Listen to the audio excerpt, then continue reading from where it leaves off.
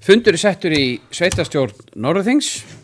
Þetta fundur númer 150. Haldinn hérna í Fensölum í húsnæði Framsýnar á Húsavík. Við erum með 16 liði á dagskrá. Mál númer 1 umhverfisátak Norðurþings 2025. Mál númer 2 árssetningur Norðurþings fyrir árið 2024. Mál númer 3 störf sem undanskilin verkfallsheimild hjá Norðurþingi. Númer 4 frístundastyrkir 2025. Númer 5 reglur afslátt af fasteignaskatti 2025. Og númer 6 stafræn húsnæðisáætlun Norðurþings fyrir 2025 og til næstkomandi 10 ára.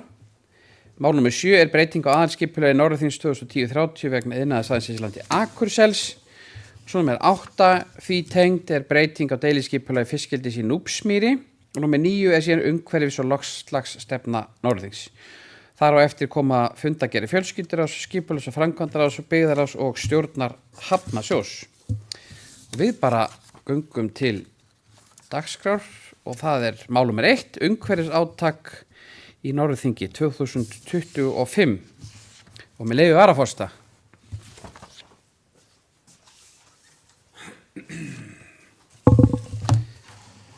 Forseti, kjörnir fulltrúar.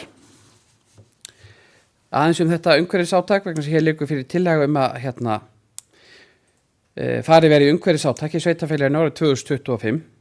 Markmiðið fegrun umhverfis, betri ásýnd og auki staðarstolt. Sveitarfélagi hvetur fólk, bíli, fyrirtæki og stofnanir til þess að taka þátt í átakinu. Stofnanir sveitarfélagsins gangi svo undan með góðu fordæmi. Og venju samkvæmt verið haldinn hreinsunardagur að vori og veitt umhverfisveilu samanber fyrri ákvörðun sveitarstjórnar frá 90. fundi hennar síðan 19. mars 2019 og skipulags- og framkvæmdaráð taki þennan bolta og útfærið þetta svolítið. En fegrun umhverfis getur haft bæði félagsleg og tilfinningaleg áhrif auk þess að fara vel með náttúrun okkar. Þetta eflir staðarstolt og stuðlar að aukinni ábyrgð. Og þegar við finnum fyrir staðarstolti hvar sem við búum, lifum eða störfum í sveitarfélaginu, erum við líklegri til þess að finna fyrir svona sterkari tengingu við samfélagið og það eykur jákvæðni gagnvart því að búa í slíku samfélagi. Leið verður samfélagið meira aðlaðandi fyrir okkur sjálf, gesti og ferðafólk. Og þegar fólk hugsar vel svæðið sitt, húsið, garðinn, götuna eða útihúsin, verður það líklegra til þess að halda því síðan við. Og þar leðandi verður til menning ábyrgðar að öll leggja svolítið svona sitt að mörkum. Grænsvæði, fallegar götur og snirtilegt umhverfi gera nefnilega dagsdaglegt líf enn ánægjulegra.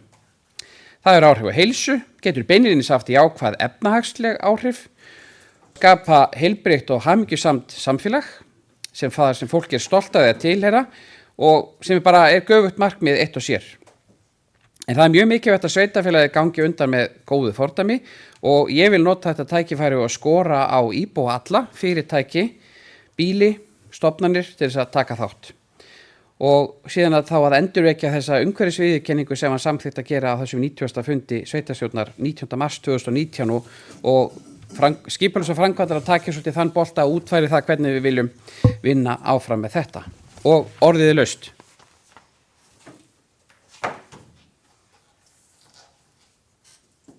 Aldi hefur beðið orðið, gjörðu svo vel, Aldi.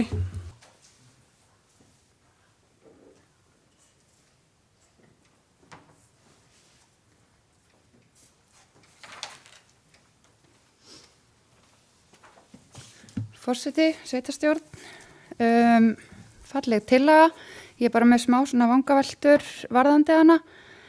Markmið fegrun umhverfis, betri ásýnd og auki staðarstolt talað í þessari tillögu. Það sem ég að velta fyrir mér þetta að hugsa eitthvað svona umfram það sem hefur verið. Það það sem þjónustumiðstöðin hefur verið að sinna nú þegar og svo bæjavinnan til dæmis. Meiri hlutin að velta fyrir sér einhverju meira. Og líka sér meiri hlutin fyrir sér að setja auki fjármagn í þetta þá fyrir vikið. Og bara svona kannski fá aðeins meiri útskýringar á hvað verið að hugsa. Að því þetta opboðslega opin svona tillaga sem verið að senda í skipulags- og framkvæmdaráð sem þau að síðan útfæra.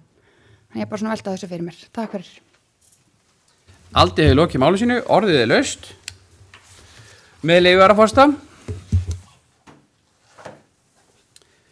Já, forseti ágæta sveitarstjórn, það er rétt að tillagan er mjög opin.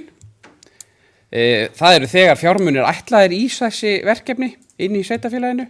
Þetta er ekki hugsað sem þannig að það farið þetta margar milljónir umfram það sem þegar er áætlað í þetta. Þetta er fyrst og fremst hvatning til fyrir okkur sjálf, til íbúa, til fyrirtækja, til bíla og einmitt af því að við erum með samþykkt fyrir því að fara í þessi umhverfisviðurkenningu síðan 2019, höfum held ég bara einu sinni gert það síðan þá, að þetta er fyrst og fremst bara svona hvatning og ég held ég hljótum að geta verið öll saman það að þetta er eitthvað sem við viljum að sé gert. Það hefur verið hreinsunardagur að vori í sveitarfélaginu. Þetta er kannski umfram það, já, að við setjum Facebook-færslur með hvatningum að hreinsa, aukin hvatningi kannski kringum mærudaga, hrútadaga, sólstöðuhátíðina, kópaskeru og svo framvegis. Þannig að þetta er kannski meira, já. Fjármunirnir eru til. Það eru þegar ætlaðir fjármunir í, ég man nú ekki hvað bókhalslykillinn heitir, Fegrun umhverfis, ég man ekki hvað hann heitir. En þetta er kannski meira svona hvatning árið 2025 til að svona fara í Fegrun umhverfis og þetta þarf að sjálfsögðu ekki að kosta mikið hjá okkur sjálfum sveitarfélaginu. En við erum hér sveitarfélagið að hvetja fyrirtæki, við erum ekki að fara að borga fólki fyrir að hreinsa í kringum fyrirtæki sín eða garða eða bíli. Við erum að hvetja til þess að fólk taki þátt í þessu með okkur vegna þess að við ætlum að halda áfram að standa okkur vel og gera ennþá betur í því að fegra umhverfið í kringum okkur. En orðið er laust. Benóni hefur beðið morgun, gjörðu svo vel Benóni.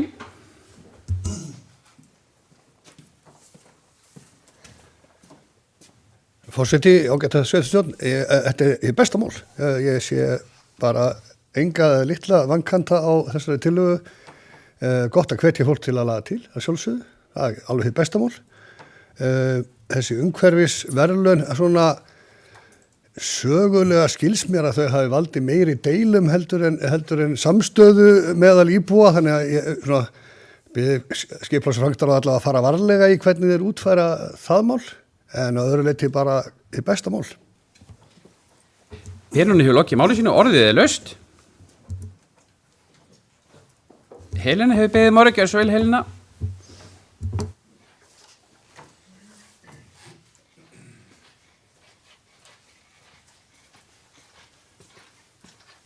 Já, ég tek þátt, forseti, sveitarstjórn, tek þátt í að leggja þessa tillögu hérna fram og hún byggir auðvitað líka á hluta til á þessum gamla grunni frá 2019 þegar það var samþykkt í sveitarstjórn að taka upp þessa umhverfisviðurkenningu og vil taka undir bara það sem hefur verið sagt hér varðandi það að þetta er fyrst og fremst kannski hvatning og líka það kannski við auðveldum íbúum sem að kannski eiga orðið erfitt með að koma frá sér einhverju sem hefur safnast upp á lóðum, jafnvel á stöðum sem að tilheyra þeim sem að að byrja að safnast upp gömultæki, bílar eða einhvers konar annars konar úrgangur og þekkjum til mála í nágrannasveitarfélögum þar sem að þetta hefur orðið mjög umfangsmikið. Þannig þetta er líka einhvers konar viðleitni til þess að sporna við slíkri þróun í okkar sveitarfélagi. Í mínum huga. Helena hefur lokið máli sínu og orðið er laust.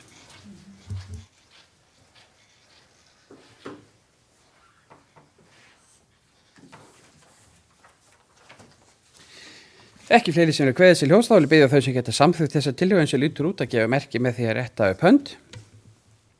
Það er samþykkt samhljóða. Við förum í mál númer 2 sem er ársreikningur Norðurþings fyrir árið 2024 en á 484. fundi byggðarráðs var eftirfarandi bókað að byggðarráð samþykkir meðfylgjandi tillögu að vinnuferli og fyrirkomulagi funda vegna skila á ársreikningi Norðurþings 2024 og leggur eftirfarandi til í sveitarstjórn að fundur í fyrri umræðu í byggðarráði verði 27. mars 3. apríl í fyrri umræðu í sveitarstjórn, 30. apríl seinni umræðu í byggðarráði og svo 8. maí seinni umræðu í sveitarstjórn og orðið er laust. Helena hefur beðið morgun, gjörðu svo vel Helena.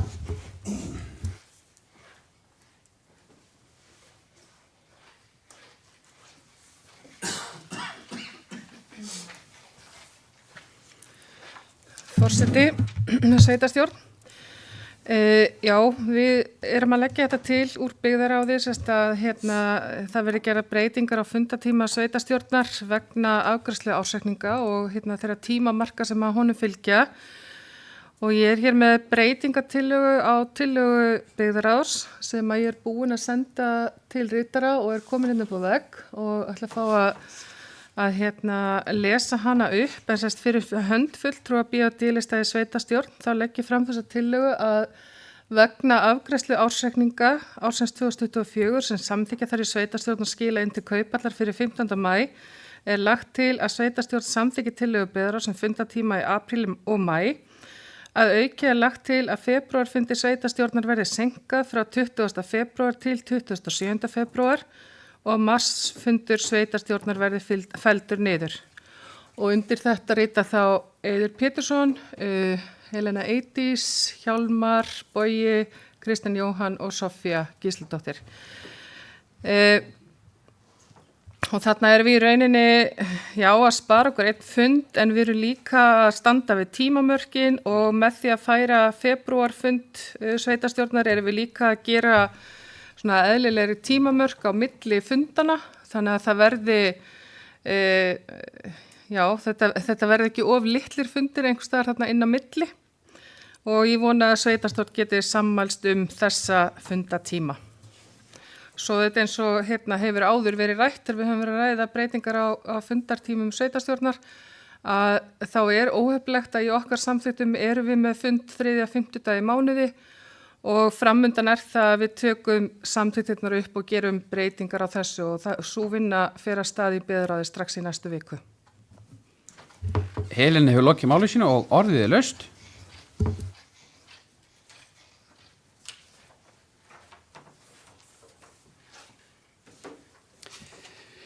Svo er ekki, þá göngum við til atkvæða það að geta samþykkt þessa breytingatillögu við tillögu byggðaráðs eins og Helena Eydís fór yfir, ég held við þurfum ekkert að lesa hana aftur. Þau sem eru henni sammála gefur merki með því að rétta upp hönd. Það er samþykkt samhljóða og við förum þá í mál númer 3 sem eru störf sem eru undanskilin verkfallsheimild hjá Norðurþingi. En fyrir sveitarstjórn liggur til samþykkta listi yfir þau störf hjá Norðurþingi sem eru undanþegin verkfallsheimild og orðið laust. Katrín hefur beðið orðið, gjörðu svo vel. Katrín.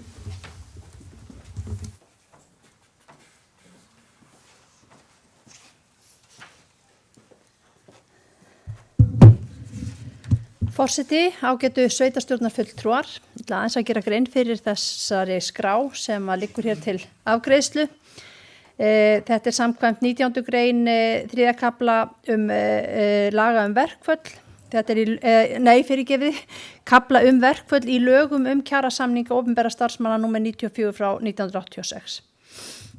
Þar segir að sveitarfélagi skuli birta skrár þau störf í þeirra starfsemi sem eru undan þegin verkfallsheimild og er að ræða forstöðumenn stærri atvinnu- og þjónustustofnana, sveitarfélaga og staðgengla þeirra og þeirra sem til að mynda gegna öryggisstörfi með öryggisgæslu og heilbrigðisþjónustu og fleira hjá sveitarfélögum. Og skráin skal birt fyrir 1. febrúar ár hvert og hún tekur gildi 15. febrúar næst eftir birtingu. Við vinnslu þessa lista þá var skráin send til viðkomandi stéttarfélaga og óskað eftir athugasemdum ef einhverjar væru. Og það barst ein athugasemd og það var brugðist við henni þannig að sá listi sem að nú liggur til afgreiðslu í sveitarstjórn er réttur. En við vonum auðvitað að mun ekki reyna á þennan lista, maður vill alltaf komast hjá því að það séu verkföll og sem betur fer þá er nú búið að semja í flestum félögum en ekki öllum, einhverja samræðingaviðræður en þá í gangi. Katrín hefur lokið máli sínu og orðið er laust.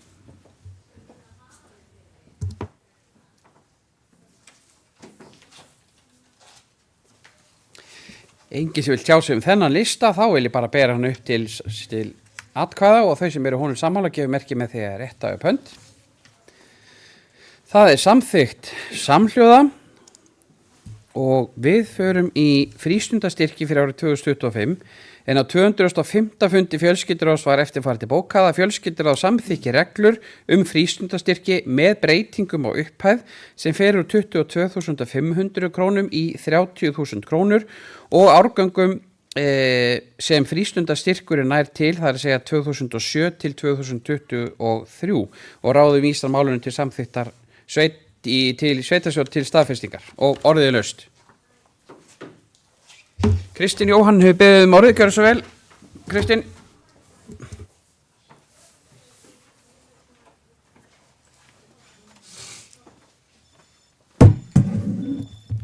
Forseti sveitarstjórn, hvað þetta?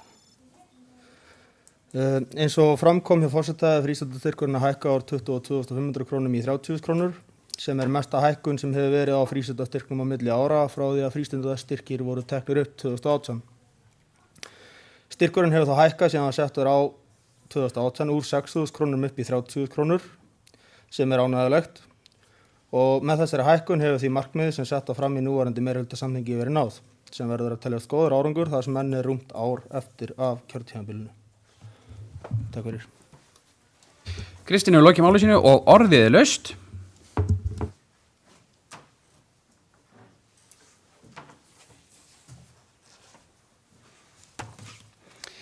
Engin sem vil tjá sig það, þá vil ég biðja þau sem þessu eru sammála að gefa merki með því að rétta upp hönd.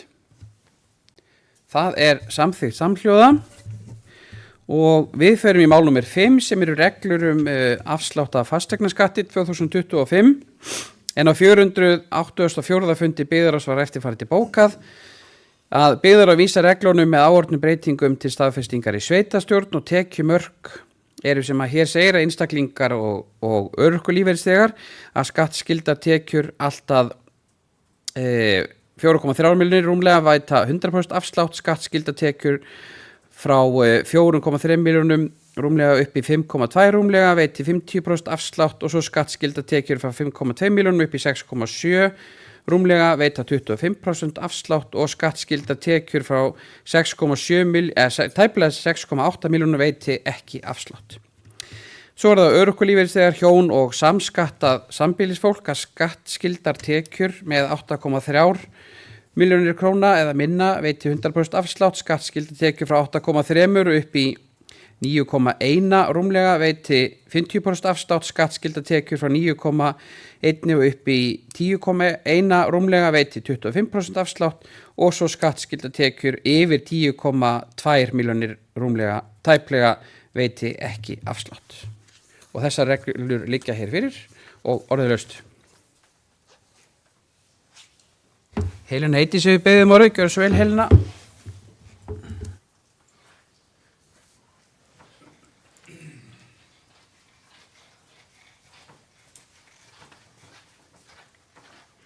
Forseti sveitarstjórn, mér langar rétt að fylgja þessu máli eftir en eins og þið sjáu hér og forseti var að fara yfir að þá var eingöngu lögð fram tillaga breytingu á viðmiðum reglnanna afsláttum af fasteignaskatti og því ekkert aðra breytingar að ræða á reglunum en það sem að hér hefur verið farið yfir að það eru viðmiðin fyrir einstaklinga og sambúða fólk sem verið að hækka og þau hækka 6,1% og það til samræmis við breytingu á byggingavísitölu frá nóvember 2023 til nóvember 2024.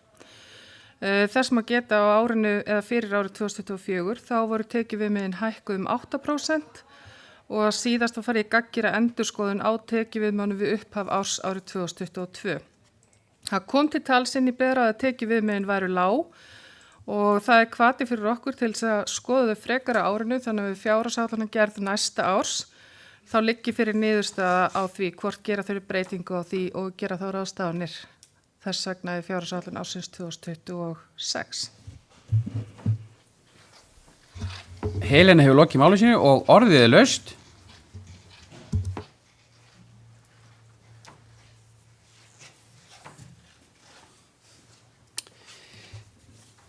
Svo ekki, þá göngum við til atkvæða þessar reglur að þau sem eru þeir sammála gefa merki með því að rétta upp hönd. Það samþykkt samhljóða og við förum í mál númer 6 sem stafræn húsnæðisáætlun Norðurþings fyrir 2025 gildir í 10 ár og endurskoðað hverju ári. Á 484. fundi byggðarráðs var bókað að ráðið samþykkir húsnæðisáætlun Orðuþings fyrir árið 2025 og vísar henni til staðfestingar í sveitarstjórn. Orðið laust, sorry. Katrín hefur beðið orðið. Gjörðu svo vel, Katrín.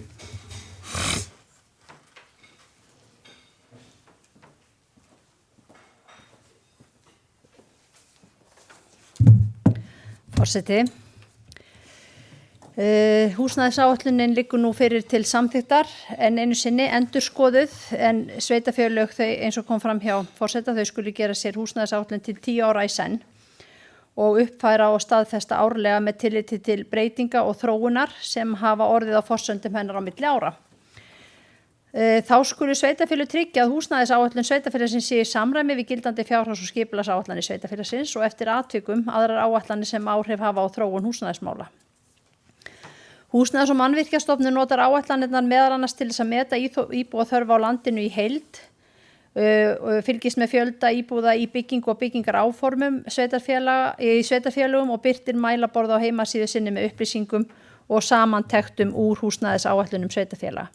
Og það á að skila þessum uppfærðu húsnæðisáætlunum inn til HMS eigi síðar en 20. janúar ár hvert og síðastu árin hefur þetta verið stafrænt sem hefur náttúrulega gert þetta miklu aðgengilegra á allan hátt og auðvelda allan samanburð. En það er mikilvægt að sveitarfélög móti sér stefnu í húsnæðismálum til lengri og skemmri tíma og endurskoðun húsnæðisáætlunar hjá okkur, hún er samstarfsverkefni innan stjórnsýslunar. Það er verkefnisstjóri á framkvæmdasviði og umsjónarmaður fasteigna sem að heldur utan vinnuna en nýtur aðkomu félagsþjónustu, skipulags fulltrúa og fjármálasviðs og ég ætla að nota bara tækifærið og þakka þessum aðilum sem að koma að vinnu húsnæðisáætlunar fyrir þeirra vinnu því það er heilmikil vinna sem liggur þarna baki. Sérstaklega núna vegna þess að síðustu ár þá höfum við verið bara með eina samantekna húsnæðisáætlun fyrir sveitarfélagið í heild. En núna er í fyrsta skipti samanteknu áætlunni, hún er tekin og henni skipti í þrennt fyrir Húsavík og nágrenni, fyrir Raufarhöfn og svo fyrir Öxarfjarðarhérað. Og það er svona reynt að draga upp mynd af því hver er staða húsnæðismála á hverjum byggðakjarna fyrir sig, greina frambúð og eftirspurn eftir margvíslegum húsnæðisformum og svo sett fram áætlunum það hvernig sveitarfélag ætlar að mæta húsnæðisþörf heimila bæði til skemmri og lengri tíma. Og þannig nær sveitarfélagið aukinni yfirsýn á stöðu húsnæðismála getur metið framtíðarhorfur og stuðlað að auknu húsnæðisöryggi heimila í hverjum byggðakjarna fyrir sig. Katrín hefur lokið máli sínu, orðið laust. Helena Eydís hefur beðið orðið, gjörðu svo vel, Helena.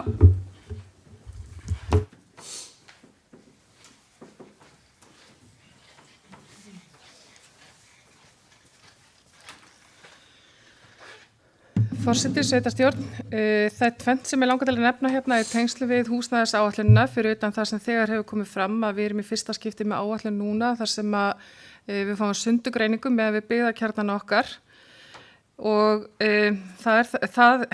því fagna ég því að þetta gefur okkur meiri upplýsingar og okkur kjörnum fulltrúum fastra landundir fótum við ákvarðanatöku. Hér er sveitarstjórn, það er að segja kjósum við að nota þær upplýsingar sem liggja þarna fyrir og í áætluninni. En það sem ég vildi nefna er annars vegar það að í sveitarfélaginu er ekki neinar námsmanna íbúðir og í áætluninni er þörfin á þeim reyndar metin engin þegar hvort sem litið til lágspor, miðspor eða háspor.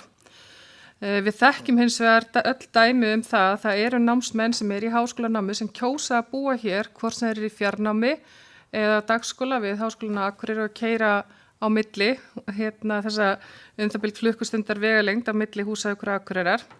Þannig ég held að það sé verðugt verkefni fyrir okkur árinu að kanna hvort þörfin er raunverulega engin og eiga þær upplýsingar þá í handránu þegar við endurskoðum húsnæðisáætlunina og samþykjum í janúar 2026 og hvort það er þörfið að grundvöllur fyrir því að hér yrði byggðar upp segjum 3-6 íbúðir fyrir námsmenn sem kjósa að búa hér, starfa og taka þátt í samfélaginu og gæti þá valið sér búsetukost sambærilegan því sem þekkist í stúdentarsamfélagunum nálagt þeim háskólum sem að annar staðar eru. Þá vil ég líka nefna í áætlunni sjá við að það enn aðeins í land með að við getum uppfyllt ákvarðanir sveitarstjórnar að bjóða fjölskyldum yngstu barnanna leikskólapláss við 12 mánaða aldur hér á Húsavík. Og fyrir mig eru þessa tölu hvatning til að leggja mitt að mörkum til þess að áforma okkur uppbyggingu frístundahúsnæðis gangi hérni frá eftir samkvæmt áætlun og engar frekari tafir verði á þeirri byggingu því að verklot þar eru mikilvægur áfangi að því að hefja uppbyggingu nýs leikskóla eins og sveitarstjórn hefur þegar lagt drög að með ákvörðunni staðsetningu og fyrirkomula nýs leikskóla. Helena hefur lokið máli sínu, orðið er laust. Aldey hefur beðið morgun, gjör svo vel Aldey.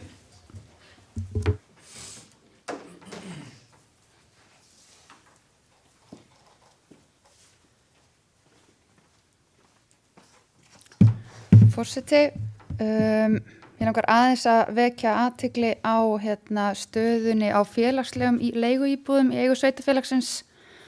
Ég hef komið inn á þetta áður og rætti þetta aðeins í byggðarráði þegar við tókum þetta fyrir, en mér langar líka bara að vekja athygli á þessu hérna, því mér finnst þetta eitthvað sem við megum ekki hætta að hugsa um. Með leyfi forseta ætla að fá að lesa upp aðeins, takk. Stefna Norðurþings er að fækka félagslegum íbúðum í eigu sveitarfélagsins. Íbúðir í eigu sveitarfélagsins sem henta illa sem félagslegar leiguíbúðir verða því seldar. Markmiðið er að selja 2 eignir á árið þangað til 20 íbúðir eftir sem á að fullnægja þörf fyrir félagslegt íbúðarhúsnæði að mati félagsþjónustu Norðurþings. Ég velti fyrir mér hversu langt er síðan að þetta mat kom frá félagsþjónustu Norðurþings vegna þess að eins og staðan er núna, þá eru 6 á biðlista eftir félagslegri íbúð. Sveitarfélagið á 21 íbúð og eins samkvæmt þessu plani þá ætlaði að selja 1 íbúð í viðbót, þannig að það sé bara 20 eftir sem gera þá mögulega fleiri á biðlista. Og mér finnst þetta bara ekki alveg passa saman því að það er greinilega meiri þörf heldur en að þetta segir til og það er talað óhentugar íbúðir og ef þetta er óhentugar íbúðir sem sveitarfélagi vill losa sig við þá velti ég fyrir mér hvort það sé ekki ástæða til að sveitarfélagi kaupir hreinlega hentugar íbúðir til að mæta þörfinni.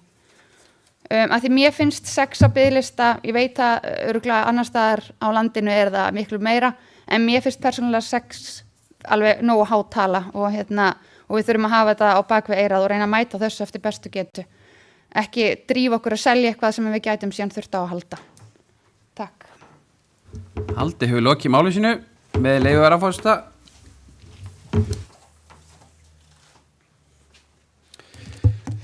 Forseti ágæta sveitarstjórn, þetta er hlutverk þessa verkfæris, þessi húsnæðisáætlun, það er að draga fram mynd af því hver staðan er í húsnæðismálum, greina framboð og eftirspurn eftir margvíslegum húsnæðisformum. Setja fram áætlun það hvernig sveitarfélagið ætlar að mæta húsnæðisstörf, bæði til skemmri og lengri tíma og meginmarkmiðið er að stuðla að auknu húsnæðisöryggi heimila. Sveitarstjórn fer með stefnumótun í húsnæðismálum og við berum ábyrgð og eigum að hafa frumkvæði að því að leysa húsnæðisþörf. Áætlunin er gerð til 10 ára í senn en svo er þetta uppfært og á hverju ári og skal setja fyrir sveitarstjórn á hverju ári. Í áætlunin birtast lykiltölur og eins og formaður byggðarráðsnefndi þá er þetta með háspá og svo miðspá og svo lágspá. En miðað við mannfjöldaspá í miðspá til 5 ára þá mun okkur fjölga 210 sem er upp 6,5%. Íbúðir í byggingu árið í september 2024 voru 64 sem er upp 12% og áætluð íbúðar þörf í miðspá til næstu 5 ára er 71 íbúð og það er upp 5,2%. En það er ýmsar forsendur sem menn gefa sér í háspá, það eru forsendur sem menn gefa sér í miðspá og svo eru forsendur sem menn gefa sér í lágspá. Og miðað við til dæmis háspá, þá eru tækifærin að Bakka, Íslandsstari, Landeldi í Öxarfirði, vel annars nefnd. En atvinnuástandi í sveitarfélaginu er stöðugt, það er lítið atvinnuleysi og mikil eftirspurn eftir vinnuafli. Og ég vil taka undir orð Heilunnar Eydísar námsmanna íbúðir, það er eitt af því sem við ættum að skoða.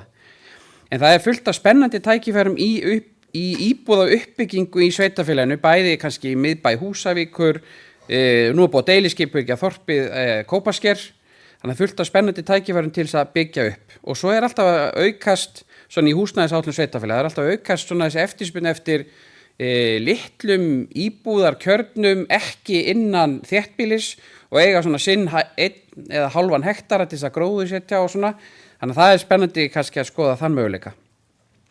En við þurfum líka að velta fyrir okkur breytingum og húsnæðisformi og eru kannski einhver tækifæri fyrir nýjar og öðruvísi byggingar heldur en við erum vön. Við erum til dæmis ekki mjög vön því hér á Húsavík tvílyftum parhúsum, það bara svona eitthvað sem bara, ég held að sé alla til á Húsavík, þannig að það fullt af tækifærum í þessu. Og ég vil hvetja íbúa, verktaka sérstaklega og áhuga sem aðalega til þess að kynna sér þess áætlun sem verður birt á heimasíðu Sveitarfélagsins núna svona á næstu dögum þegar við erum búin að samþykkja þetta. Og orðið laust.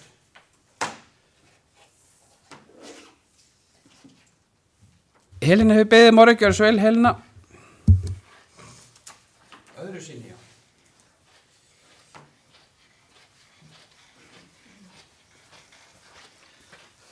Forseti, mér langar rétt að koma inn á það sem aldrei var að ræða varðandi félagslegt húsnæði.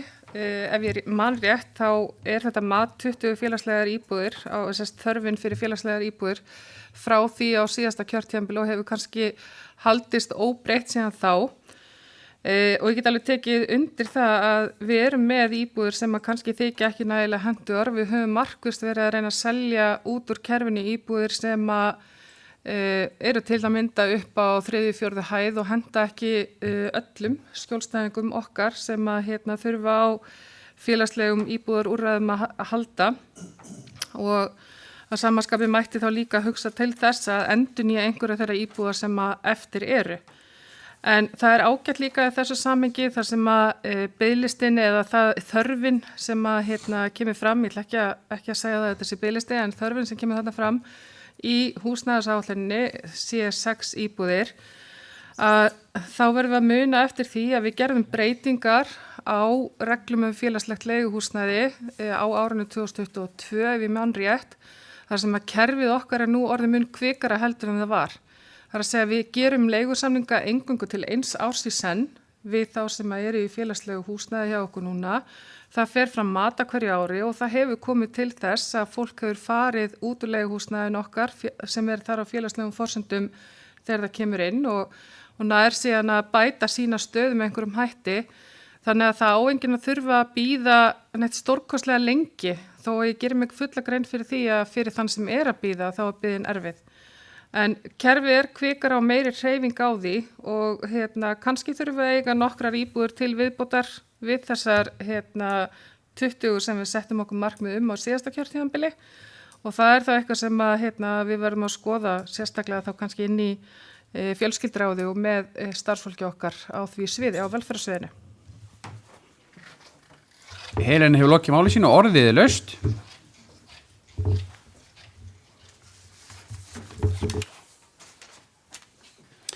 Ekki fleiri sem vilja kveða þessi hljóðs stafræna húsnæðisáætlun, þá byrjum hann upp til atkvæða og þau sem eru henni sammála gefur merki með þeir réttu upp hönd. Hún samþykkt samhljóða.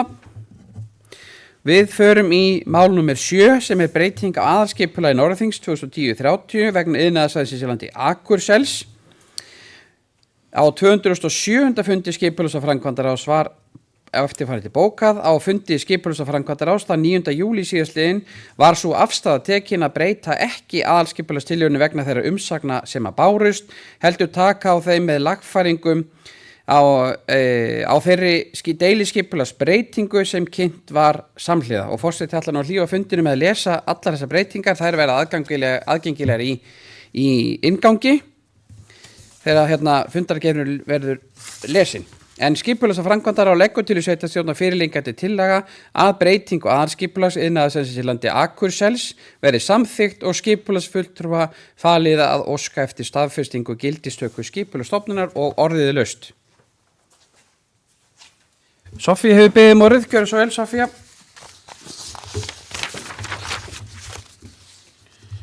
Forseti, sveitarstjórn. Já. Ég ætla aðeins að fylgja eftir þessu máli og sem tengi sig að næsta máli sem breyting á deiliskipulagi fiskeldis í Núpsmýri. Þetta eru 2 skipulagsmál sem að koma inn vegna þeirra miklu framkvæmda sem eiga sér stað við fiskeldi í Öxarfirði, Silfurstjörnunni. Gríðarlega mikill uppgangur þar og stóra framkvæmdir sem hafa átt sér stað. Það eðlilegt í svona stórum framkvæmdum að skipulagsmál séu flókin og skipulagsyfirvöld séu ekki alltaf sammála hvernig vinna skal með þau og þarna ályktum við sér svo að við teldum ekki ástæða til þess að breyta aðalskipulagstillögunni í ljósi þess að við erum að vinna að nýju aðalskipulagi. En engu að síður förum við það núna og það er gert og í samvinnu við skipulagsráðgjafa og ég legg til að þessi skipulagsbreyting á aðalskipulagi verði samþykkt hér. Soffía hefur lokið máli sínu, orðið er laust.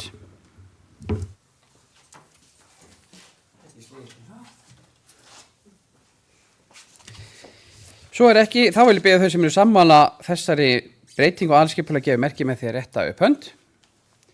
Það er samþykkt samhljóða og við förum í mál númer 8 sem er að sama meiði en það er breyting á deiliskipulagi fiskeldis í Núpsmýri en 207. fundi skipulags- og framkvæmdaráðs var bókað að ráðið leggur til í sveitarstjórn að þessi lagfærða tillaga að deiliskipulagi verið samþykkt og skipulagsfulltrúar falið að auglýsa gildistöku þess þegar að aðalskipulagsbreytingin hefur öðlast gildi og orðið laust.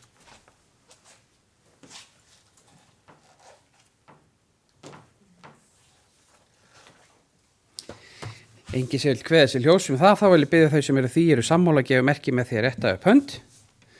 Það er samþykkt samhljóða og við förum í mál númer 9 sem er umhverfis- og loftslagsstefna sveitarfélagsins en á 207. fundi skipulags- og framkvæmdaráðs var eftirfarandi bókað að ráðið samþykkir lokadrög að umhverfis- og loftslagsstefnu Norðurþings og vísar stefnunu til samþykktar í sveitarstjórn. Skipulags- og framkvæmdaráð þakkar Náttúrustofu Norðausturlands fyrir umsögn með athugasemdum og orðið er laust.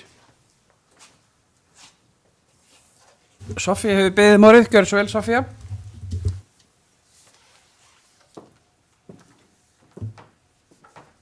Forseti, kjörnir fulltrúar, já. Loftslagsstefna Norðurþings byggir á lögum loftslagsmál nr. 70/2012 en samkvæmt þeim skulu sveitarfélög marka sér loftslagsstefnu. Samkvæmt lögum skal stefnan innihalda skilgreind markmið samdrátt í losun gróðurhúsalofttegunda og kolefnisjöfnun starfseminnar ásamt aðgerðum svo að þeim markmiðum verði náð. Er að ræða fyrstu umhverfis- og loftslagsstefnu Norðurþings en skipulags- og framkvæmdaráð Norðurþings hóf undirbúninga gerð stefnunar á fyrri hluta árs 2023.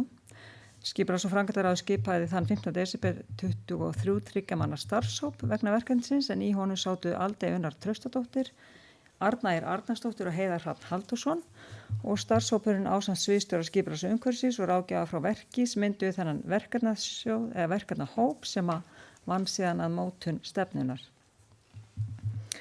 Nú tímalínan, hún var þannig að það var verið að afna náttúrulega gagna til þess að undirbúa stefnuna og síðan voru haldnir í kjölfarið 5 vinnufundir starfshópsins. Skipulags- og framkvæmdaráð samþykkti síðan í september 24 að kynna drögin að stefnunni sem voru send á öllum ráðum í Norðurþingi til umsagnar í október 2024 og það er síðan kynntar fyrir skipulags- og framkvæmdaráði 12. nóvember síðastliðin. Skipulags- og framkvæmdaráð ákvað þá að kynna stefnuna almenningi á heimasíðu Norðurþings og frestu til að skilna athugasemdir var til 12. desember og ein athugasemd barst eins og áður hefur komið fram frá Náttúrustofu Norðausturlands. Nú skipulags- og framkvæmdaráð leggur til 14. janúar 25 að bæjarstjórn samþykki umhverfis- og loftslagsstefnuna sem er þá hér til samþykktar. En stefnunni er ætlað að hafa áhrif á allar ákvarðanir sveitarfélagsins sem varða umhverfis- og loftslagsmál, bæði í rekstri og stefnumótun, horft á til heimsmarkmiða Sameinuðu þjóðanna sjálfbæra þróun með sérstaka áherslu á vistvænar samgöngur, loftgæði og úrgang, vistvæn innkaup og stefnumótun í loftslagsmálum. Áherslu er lögð á að einfalda framsetningu stefnunar og að hún sé einföld og tenging við aðra stefnur og verkefni sem Norðurþing vinnur eftir eða hefur hrint í framkvæmd og þar á meðal þá endurskoðun aðalskipulagsins. Stefnan gildir til ásins 2034 en hún er lifandi plagg og verður yfirfarin árlega og jafnframt með til hvernig gengi hefur að framfylgja henni. En Norðurþing ber ábyrgð á framfylgd hennar og mun það verða í höndum starfsfólks á skipulags- og umhverfissviði og er það umtalsverð vinna, umtalsverð starf sem það liggur að baki. Að afloknum sveitarstjórnarkosningum skal taka ákvörðun það hvort þörf sé á frekari endurskoðun stefnunar. En leiðarljós Norðurþings í umhverfis- og loftslagsmálum er að vinna markvisst að aukinni sjálfbærni sveitarfélagsins, gengi verði með ábyrgum hætti auðlindir og umhverfi sveitarfélagsins og það leggir sitt að mörkum til að draga úr losun gróðurhúsalofttegunda og bregðast við afleiðingum loftslagsbreytinga. Allar ákvarðanir smáar sem stóra skuli tekna með tillit til umhverfis og loftslags og þannig verður Norðþing aðlaðandi búsettukostur og áfangastaður með heilbrigðu atvinnulífi. Ég hvet þá sem eiga eftir að kynna sér stefnuna að gera það. Hún áhugaverð og ég hvet einnig til þess að hún verið samþykkt hér af sveitarstjórn í dag. Soffía hefur lokið máli sínu, orðið laust. Aldey, ég beði mörg gjörðu svo vel, Aldey.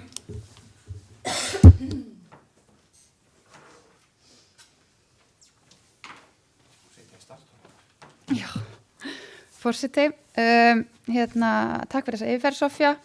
Eins og kom fram þá var ég í þessum hópi og þetta var bara mjög skemmtileg vinna. Í upphafi svolítið svona ómarkvist, við vissum ekki alveg nákvæmlega út í hvað við erum að fara, þannig að tók pínu tíma fyrir okkur svolítið að kjarna okkur. En niðurstaðan var svolítið að við lítum á þetta er fyrsta umhverfisstefnan sem sveitarfélagið er að setja sér og þetta er svona hugsa sem byrjun. Og það er klárlega ástæða til að halda áfram að vinna þetta og vera með skýrari aðgerðaáætlun. Aðgerðaáætlun er kannski svona svolítið opin að mörgu leyti og við þyrftum kannski að vera skýrari. En þetta er bara rosa mikið hugsa sem fyrsta plagg og við erum að finna út úr því bara svona hvernig við ætlum að gera þetta, hvar við tökum þetta inn og allt það. Það er hröð breyting í heiminum og það er mikilvægt að bregðast við hverju sinni. Þannig að við þurfum að vera bara mjög vakandi fyrir og nýta þessu umhverfisstefnu inn í allar ákvarðantakanir sem við ákvarðantakanir segja það. Tökur, takk. Ákvarðanatökur sveitarfélagsins og og svo bara leyfa okkur að vera svolítið aggressív í því að hafa loftslagsmálin ofarlega í huga og halda áfram þeirri vinnu. Takk. Aldey hefur lokið máli sínu, Helena Eydís hefur beðið orðið, gjörðu svo vel Helena.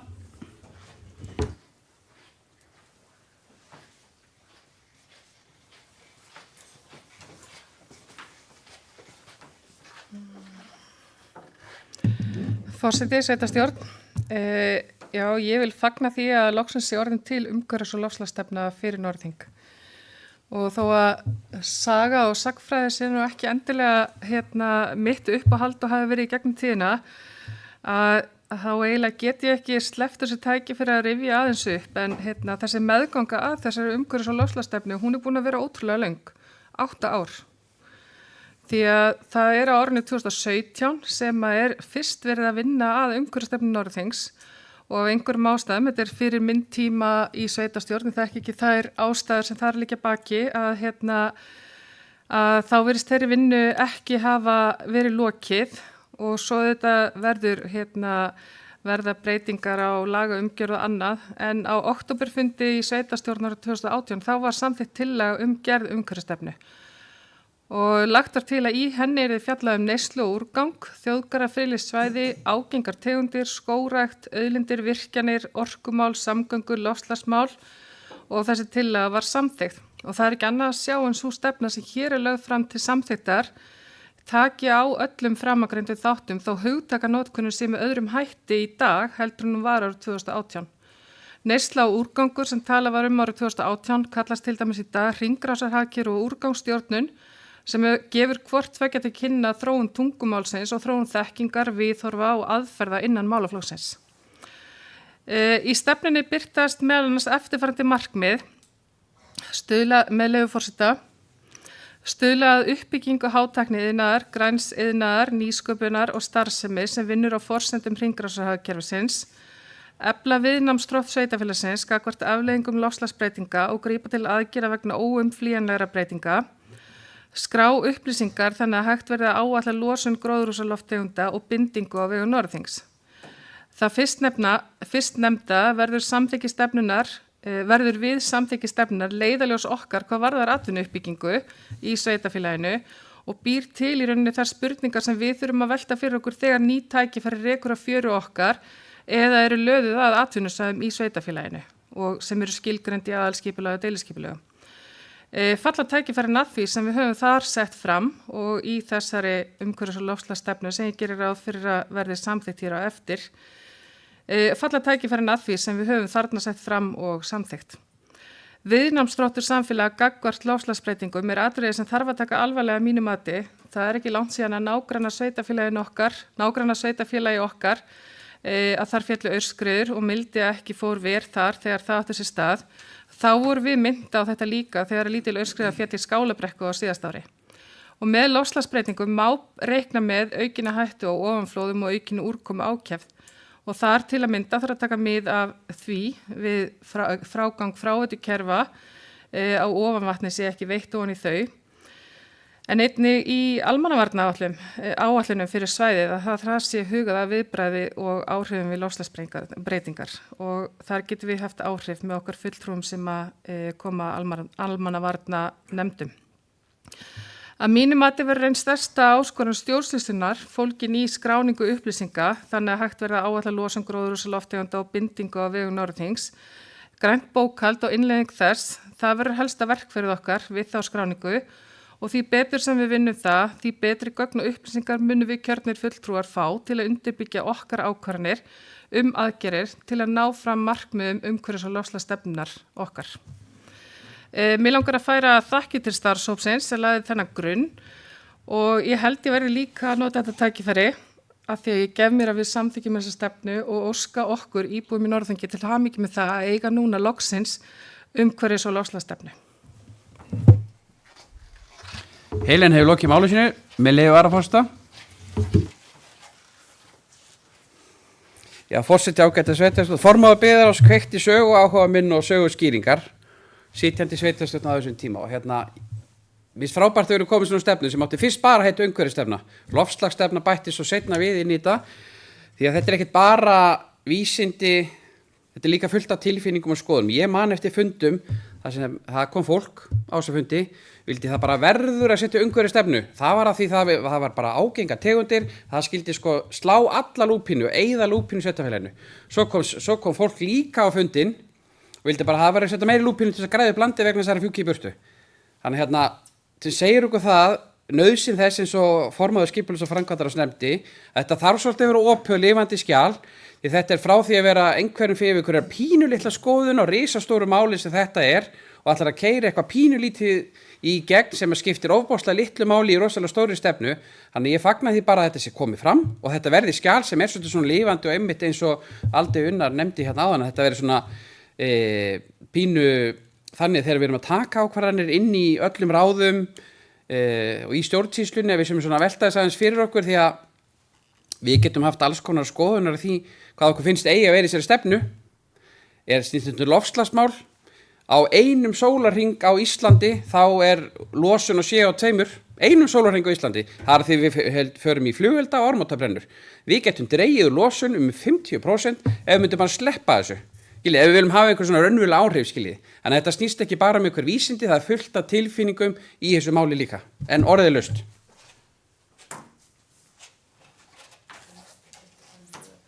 Benóní Valur hefur beðið morðið, gjörðu svo vel, Benóní.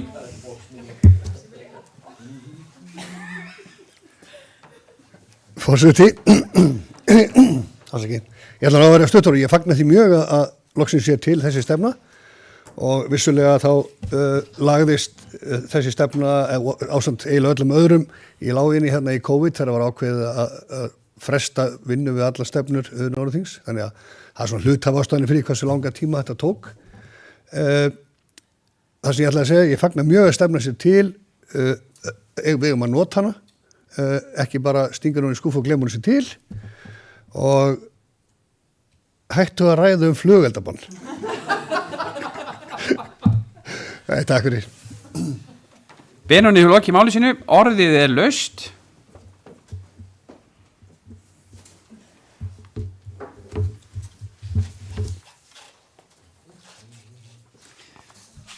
Svo ekki. Þá hvetur forseta kjörna fulltrúa bara til þess að tjá sig þetta og skrifa jafnvel. Því ég sé að hér mikil umræðu þörf út í fundarsal. En við höldum áfram. Og ég vil biðja þau sem geta samþykkt þessa stefnu eins og lítur út að gefa merki með því að rétta upp hönd. Hún er samþykkt samhljóða. Þá er afgreiðslu liðum lokið og við gerum örstutt fundarhlé.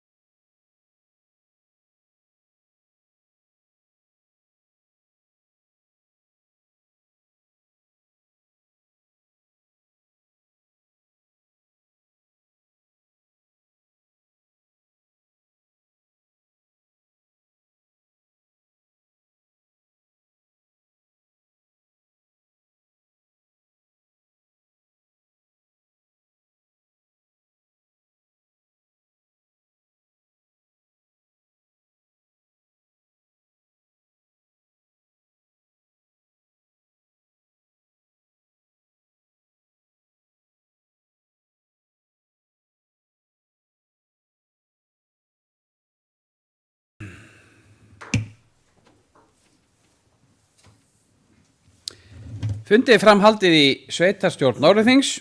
Við förum þá í fundargerði til umræðu og það fyrst mál númer 1011, fundargerði fjölskylduráðs númer 205 og 206, svo það fundargerði skipulags- og framkvæmdaráðs númer 206 og númer 207, mál númer 12 og 13, mál númer 14 og 15 eru fundargerði byggðaráðs númer 483 og 484 og að lokum fundargerð stjórnar Hafnarsjóðs mál númer 16, fundargerð númer 29 og ég byrði að kjörna fulltrúa að taka fram í hvaða fundargerð er verið að taka til máls og þá hvaða lið í þeirri fundargerð og orðið laust.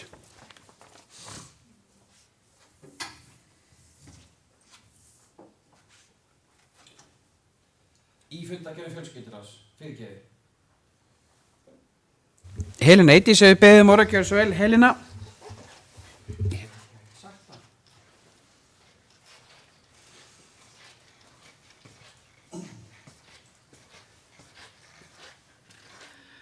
Forseti, mér langar aðalega bara hérna í upphafi nýs árs að vekja athygli á einu af þeim frábæru félögum sem að starfa innan sveitarfélagsins.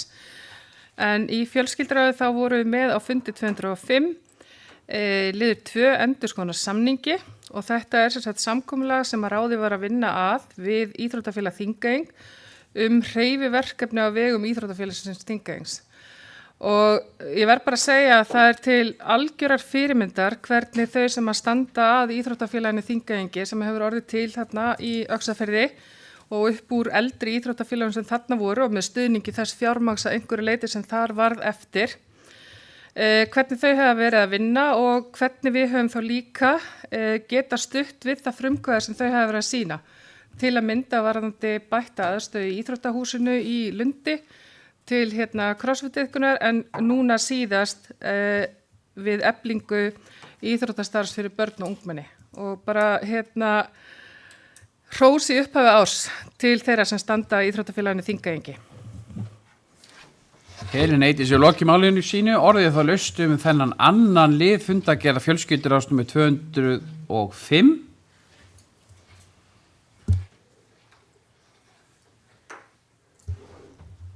Eða aðra liði í fundargerðum fjölskylduráðs, þá er orðið laust.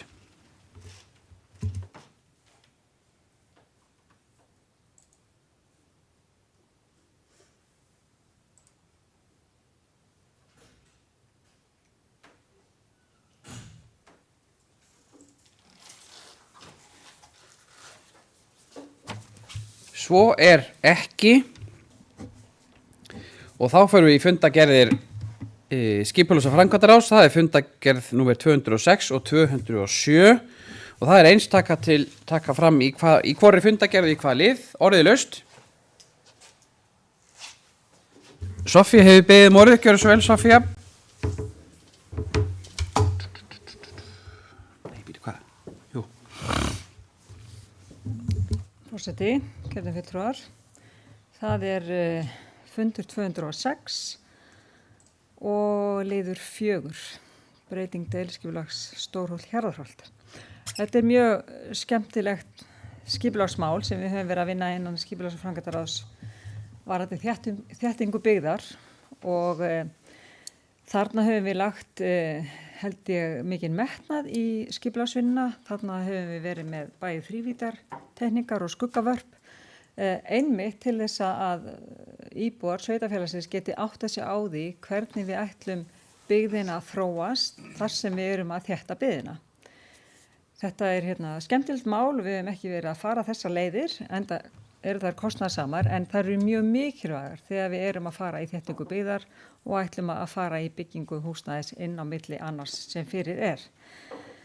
Mér langar að vekja athygli á þessum lið sérstaklega því að við höfum nú verið að fjalla um þetta mál á mörgum fundum en það er meðal annars vegna þess að Eysteinn Heiðar Kristjánsson, einn af fulltrúum skipulags- og framkvæmdaráðs, kom með hugmynd að nöfnum við þær 2 götur sem verða til nýjar í þessu skipulagi, þessu breytta skipulagi.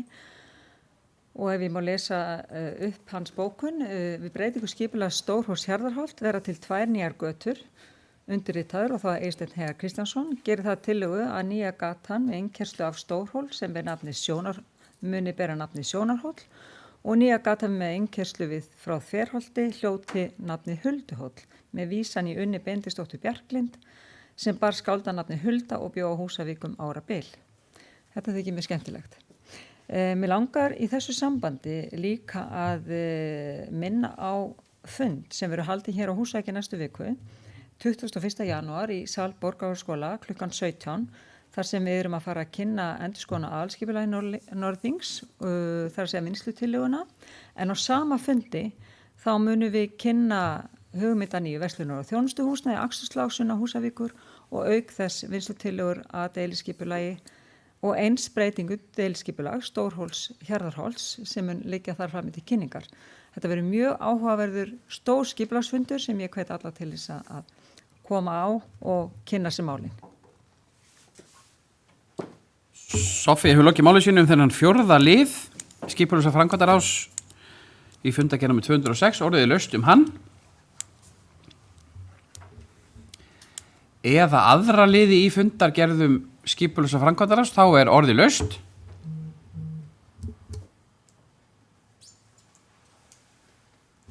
Aldey hefur beðið orðið, gjörðu svo vel, Aldey.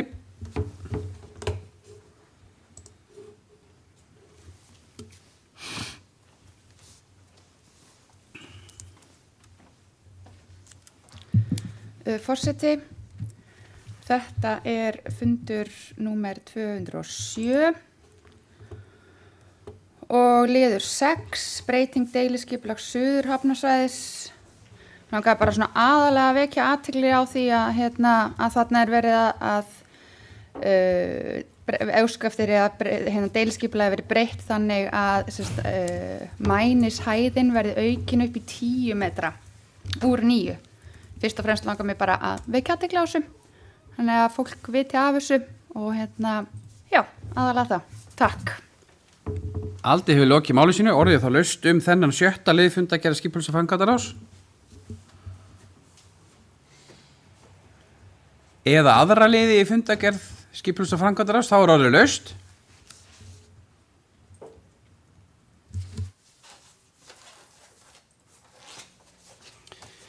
Svo ekki, þá eru þessar fundargerðir lagðar fram í skipulags- og framkvæmdaráði. Við færum okkur yfir í fundargerðir byggðaráðs, málum 14 og 15, fundargerðir 483 og 484 og orðið laust.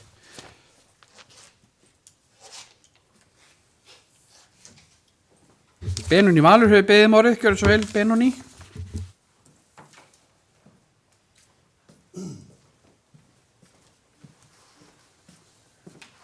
Já, forseti, þetta fundur 484, mál nummer 12, umsagnarbeiðni tímabundið áfengisleyfi, ég man ekki alveg, þetta ægileg titill, en frá Norðamatt, já. Ég ætla ekki að ræða það endilega, heldur skjóta mér aðeins inn í umræðu Þorrablót á Húsavík. Af því þetta sannarlega beiðni slík samkomuhald. Ég er velta fyrir mér menningu og takti sveitarfélaga og kannski eiginlega gömlu hreppana bara hreinlega. Þegar við erum með Þorrablót í Reykjadal og Aðaldal til dæmis þar sem að íbúa fjöldinum 2 og 3 og jafnvel 4-faldast á Þorrablóti og tala nú ekki Mývatnssveit, það er aðeins önnur stemming. Á Raufarhöfn og Kópaskeri mæta 200-300 manns á Þorrablót og þar búa rétt 200 manns. Þannig að svo höldum við Þorrablót á Húsavík og það að mæta svona 400 yfirleitt. Finnst þetta pínu skríti, ég að velta fyrir mig bara menningu Húsvíkinga, þar sem að þetta jú eina tækifæri á árinu þar sem við hittumst, sem bara, þetta eina skipti sem að plásið samkomu á Húsavík þar sem að Húsvíkinga geta hist. Við höfum sem mærudag, þar bara fjöldin allur af öðrum utanakomandi gestum líka og reyndar líka á Þorrablóti. Ég skaut svona á það, svo tekist fram ég sannarlega í Þorrablótsnefnd og annað árið í röð og en við skaut svona á það sirka meðan við þá sem ég veit það eru bókað til leiks að það eru kannski svona 250 Húsvíkingar sem eru raunverulega mæta sem eru gestir og brottfluttir Húsvíkingar í miklum mæli. Ég er svona aðeins að íta við bara hugmyndafræðinni fyrir íbúana. Mér finnst að þarna eigi fólk að fjölmenna. Það er bara mín skoðun. Við eigum að vera með alveg 80.000 manna samkomu þarna ef þetta ætti að vera í einhverju takti við það sem er að gerast í kringum okkur. Við getum alveg, þetta er eina tækifæri sem við getum hist og við eigum að gera það og það er svona bæjar menning einhvers konar sem við þurfum kannski aðeins að blása lífi í að fólk svona sjáu ástæðu til þess að koma og njóta samverustundar með hinum í bænum. Við höfum allavega í fyrra og ég get fullið þetta aftur núna reynt að gera smá skop að því sem hefur gerst í bænum á þess að særa nokkra persónur og það hefur verið lagt mikil vinna í það að skauta framhjá því. Þannig að menn eiga að geta mætt þó að hérna er óttist að eitthvað gerir skot og skætingur. Það er ekki vera allavega í þessu tilfelli. Og svona rétt í lokina að minna á það er raunverulega ennþá hægt að fara í kvöld milli 6 og 8 upp í Þjóðarhöll og kaupa miða á þess að vera búin að panta. Þannig að við skulum svona veit að fjöldin er að horfa á okkur, drífa sig niður í höll á eftir og fjölmenna. Það er áskorun frá mér til ykkar, kæri bæjarbúar. Benóni hefur lokið máli sínu þennan 12. lið í fundagerð byggðarás nummer 484. Helena hefur beðið ára, gjörðu svo vel Helena.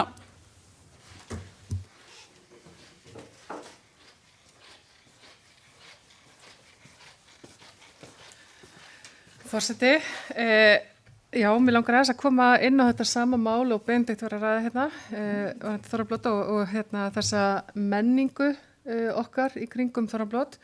Ég reyndar að verða að segja að ef við eigum von á 400 manns á Þorrablót þá það fast að því að vera 20% íbúa hér á Húsavík og mér þykir það nú reyndar bara nokkuð gott að ná þeim fjölda og kannski vil velta líka upp þeim spurningum þegar að samfélag nær ákveðinni stærð, hvort að það hafi þá áhrif á vilja til að sækja viðburði eins og þessa, þó eins og Benni hafi komið inn á þessi svona kannski eina tækifæri þar sem Húsvíkingar hittast og þá skulum við hafa það líka í huga fullorðnir Húsvíkingar.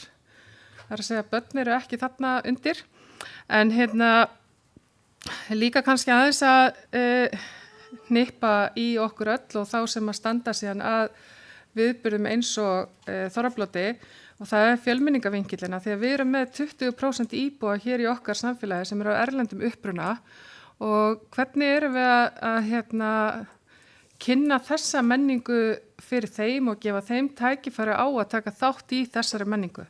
Og erum við nægilega duglega við það sjálf sem einstaklingar, hluti af einhverjum félögum, hluti af vinnustöðum, erum við nægilega dugleg og atorkusum í að kynna okkar menningu fyrir þessum nýju íbúum sveitarfélagsins. Helena hefur lokið máli sínu þennan 12. lið, fundagerð byggðarás nummer 484. Þá orðið laust.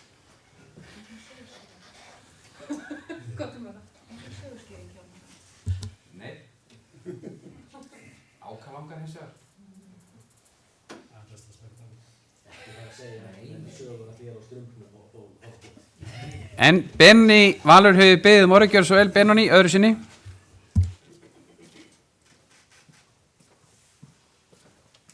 Forseti, já, ég vil þakka Helenu fyrir þessa ábendingu því að þetta hefur sannarlega verið rætt í þessi 2 skipti eða undanfarnar 2 ár sem ég hef setið í Þorrablótsnefnd. Þetta er svona verkefni sem er, já, svolítið erfitt að nálgast einhvern veginn. Við höfum vissulega orðið vör við það að það hafa komið íbúar erlendum uppruna á blót og jafnvel yfirgefið það mjög fljótlega það sem allt er fram á íslensku. Það er alveg snúið að ætla að fara að túlka skemmtiatriðin jafnóðum svona það er alveg hægt en hins vegar væri virkilega gott og ég held við ættum að gera meir í því að kynna viðburðin fyrir íbúum erlendu uppruna og svona gera grein fyrir menningunni og hugmyndafræðinni á bakvið viðburðin því að þetta getur alveg verið gaman þú skiljir ekki endilega skemmtiatriðin sko. Það er ekki alveg endilega allt saman En bara góða áminning Helena og ég ætla að varpa henni sérstaklega yfir á næstu þorpsnefnd sem ég ætla ekki verið í. Já, svo náttúrulega koma allir útlendingar til að smakka hennar mat. Herðu, Benóni hefur lokið máli sínu, orðið laust þennan 12. lið í fundagerð Byðarás. Eða aðra liði í fundagerðum Byðarás, þá orðið laust.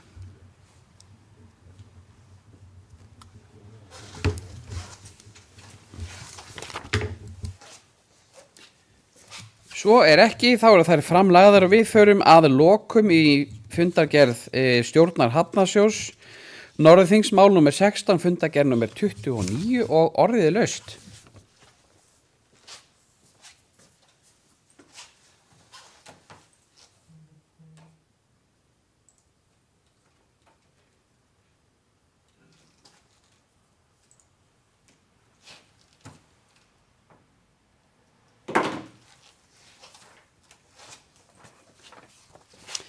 Engin sem vill ræða þá fundargerð, þá dagskrá fundarins tæmt og við förum í að lesa fundargerð.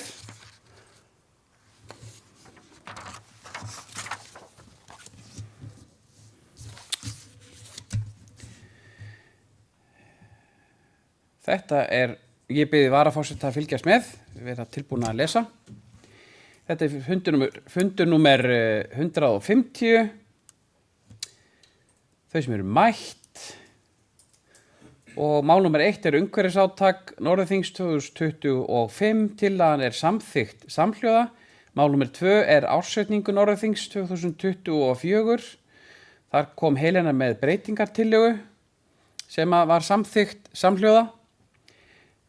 Mál nr. 3 störf sem undanskilin verkfallsheimild og sveitarstjórn samþykkir listan samhljóða og auglýsingin verður birt í stjórnartíðindum. Mál nr. 4 frístundastyrkir, til máls tók, afsakið, gleymdi því. Til máls tók Kristinn í þessu. Mál nr. 5 reglur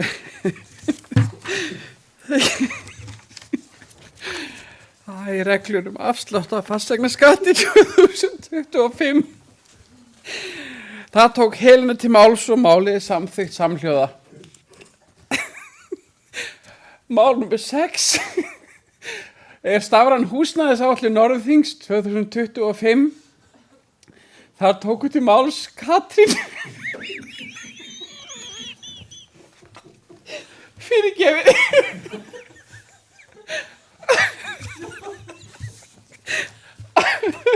Það tók til máls Katrín, Helena, Aldey og Hjálmar og sveitarstjórn samþykkir áætlun samhljóða og húsnæðisáætlun verður birt á vef sveitarfélagsins.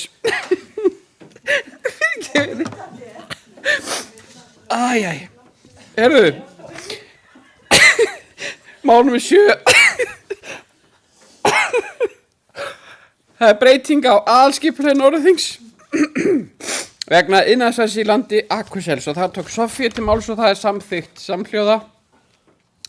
Mál nr. 8 sem breyting á deiliskipulagi fiskeldis í Núpsmýri, það samþykkt samhljóða. Mál nr. 9 umhverfis- og loftslagsstefna Norðurþings, þar tóku til máls Soffía, Aldey, Helena, Hjálmar Bogi og Benóni og sveitarstjórn samþykkir samhljóða fyrirliggjandi stefnu.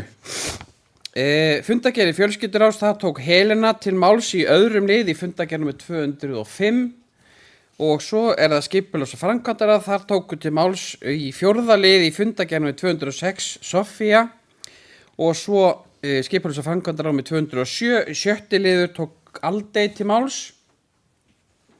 Svo það fundargerð Byggðarás nr. 483 og 484, þar tók Benóni og Helena til máls í fundargerð Byggðarás nr. 484 og fundargerð stjórnar Hafnarsjóðs lögð fram án umræðu. Athugasemdir við fundargerðina? Svo ekki, þá fundi slitið.